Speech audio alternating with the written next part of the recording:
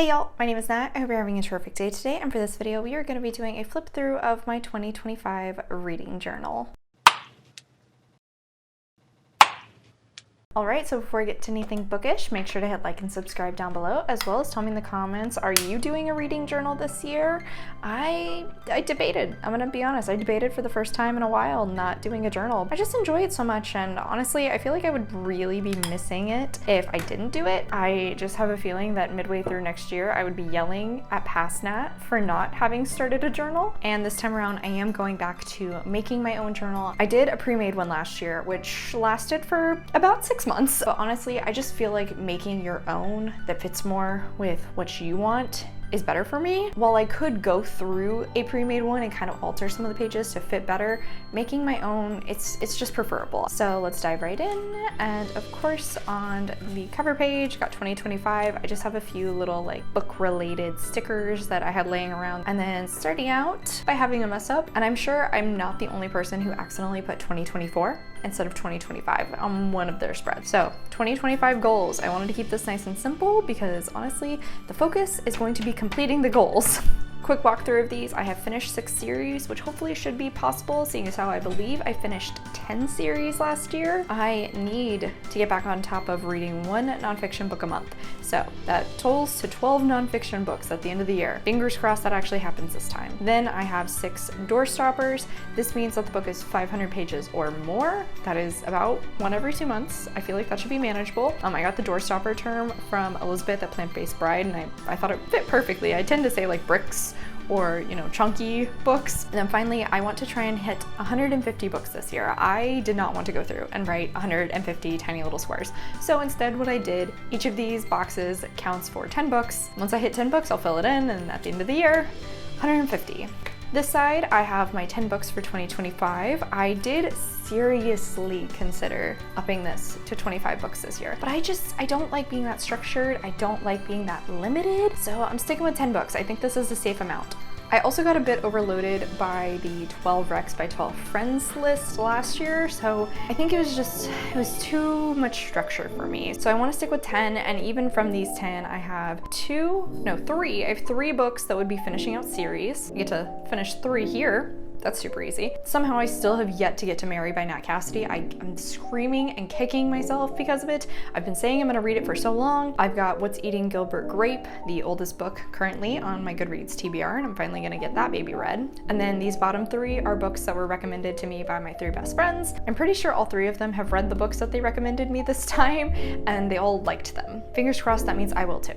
We'll see though. Next up is my bingo boards. So I started doing this last year as a way to limit my book buying, and it actually did go pretty well. Plus it just gives me like, you know, a game to play and something to work on my TBR. I made an easy 5x5 bingo board, and then all of the prompts are prompts from my TBR jar actually. I considered clearing it out for the start of the year, but that didn't seem fair, seeing as how I haven't bought any books lately. Usually the only time I clear these out is if I end up buying a book, and I've actually been really good, so I didn't think that'd be fair. So with these boards, I need to make a bingo with books that are on my owned TBR. I'm already nearly to 2 bingos, which is great, but I also could save these for like anticipated releases that are coming out. And then obviously I wanted to leave a blank space for another bingo board in the future, because this is going to be an ongoing thing. I'm determined to stay on top of this. It's a way to limit my book buying, a way to limit my spending, and a way to limit adding to my TBR.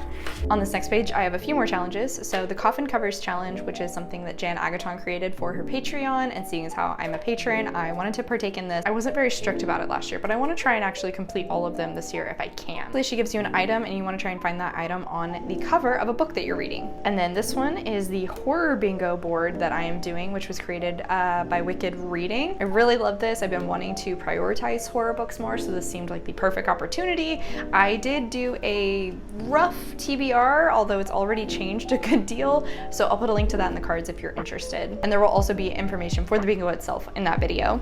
Then I've got space for my best book contenders of 2025. I'm not sure what layout I'm gonna go with here. I might print out the cover of the books. I might just write them in. I might like do best books each month. I might do that like flow chart some people will make to figure out what's their best book at the end of the year. I haven't really decided yet. I'm gonna let future Nat figure that out. I wanted to leave a little bit of free space, so if I have any creative ideas for this moving forward, I can try and figure out how they'll work. Then I have a genre and pixels area. I did this for the first time last year as well, so I assign a different color to every genre that I read, and then I will put in a little square. So see, we got J here. I'll put in a little square with that color. I still need to write out the actual key, and I'm not sure if I'm gonna go like all the way across or just across this way. I don't know. Another one that I'm kind of gonna let myself figure this out as I do it. We'll see. I'm excited to see it filled though. And then books hauled. I did not want to give myself a lot of space because, again, hopefully I won't be buying too many. Maybe, hopefully, we'll see. That said, I actually am very pleased with how the font on this one turned out. I'm really impressed with myself for once I did the shadowing and the little highlights in the right spots. I always tend to mess up in one place, but for once I didn't, and I'm so proud.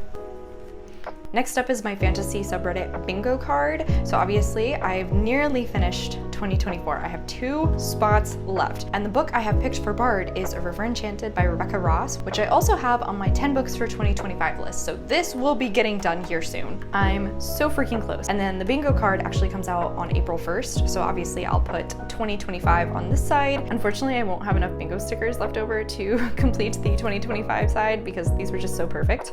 But you know, maybe I can decorate this page with them. Now we officially have our first monthly spreads. So my theme for this month was like red and silver scarves. And then you actually get a little bit of a peek into what my January TBR is going to be. That hasn't come out yet, but I do have it planned. And then of course it's January, which means Winterween will be happening. This is a readathon that is hosted by Gabby at Gabby Reads, and I'm absolutely going to be participating. However, I'm not 100% set on a TBR yet. I had a lot of options for each of the prompts, so I wanted to just lay out the prompts here and then I'll fill them in as I complete them. Might do a challenge for myself and try to do a different book for every single prompt.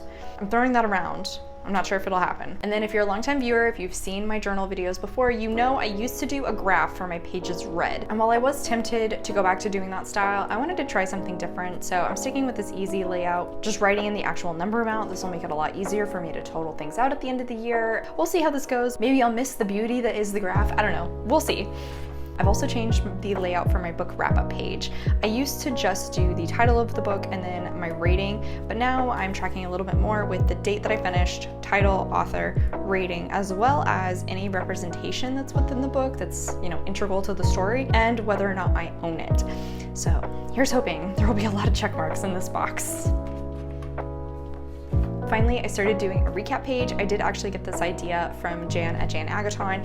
Number of books I've read, pages read, hours listened, average rating, and DNFs. This will really help out whenever I'm filming my wrap up, so I'll have these stats easily available. Then this next section is stats that I like to look back on. So best book of the month, worst book of the month. Did I read a nonfiction? Did I read a big book? Plus, did I read a comic or a manga? So these are kind of a mix between basic info that I want to take away and also did I complete the 3 little goals that I keep for myself? And then of course, finally, is my series stats, so that'll also help out with my wrap-ups. I did also decide to bring back the favorites page. I'm also not really sure on if I'm gonna do just like basic write-in, if I might make some like little squares to break things down. Another one that I'll kind of figure it out, feel it out as I'm doing it. But I did used to like doing these, and so I wanted to bring them back. I actually have in fact completed the first 3 months of the year. So next we have February. Valentine's Day is in February, so of course the whole theme had to be pink and hearts and flowers. So why break tradition? Like I was saying, I do also have a few hopefuls down for February already. And as you can see, A River Enchanted, like I mentioned for my 2024 fantasy bingo card, will be getting read here soon. Again, sticking with the simple pages read, but this time I did little hearts for each of the dates. Then I've got these little champagne glasses, as well as this cute little sticker that I just felt like sliding in because I was bummed that there was so much empty space. I also wanted to leave room for a readathon page if I do partake in one. Sticking with the same layout for my wrap-up page, however this time I did this cute little border alternating flowers and hearts. I didn't want to take too much space away from the inside. For my recap page, I knew I wanted to reuse this style that I did 2 years ago, and so I decided to slide it in here. That way I can just easily write my information over it, but it just, you know, adds a little something to it. And then again with my favorite spread, maybe I'll try some different styles out each month and figure out which one works the best for me. That is a problem for future Nat. And then March. Honestly, the focus for this one was really these washi tapes. I wanted an excuse to utilize them. I have a lot of both of them left over, and so I was like, here we go. So I wanted to utilize purple and green as the main colors with some little gold accents here and there. But then when it came to like the main focus of the spreads, I wasn't sure what I wanted to do. I scrolled through Pinterest a little bit and saw the idea of doing the Polaroids, so then I can add more of the washi tape. Like, gives a little bit of a three-dimensional feel. I don't have any books in this hopeful section yet. I do have a few floating around in my head though. And then for pages read, I wanted to try something a little different. So again, I did the Polaroids. So I wanted it to be like week 1, week 2, week 3, week 4, and then I'll separate it and write in the amount of pages I read for each day. I might color them in. I was kind of considering like coloring in each purple or green or alternating, making a pattern. I'm not really sure, but I'm gonna try something out. With my getting back into journaling, as you can tell, I'm also wanting to get back into experimenting with different styles and just playing around with it, having fun with journaling again. So I'm trying not to be too hard on myself. I'm trying not to be too structured. I'm trying to just roll with the punches. And then again, I have another empty page for a readathon because it's me and I always have to participate in readathons.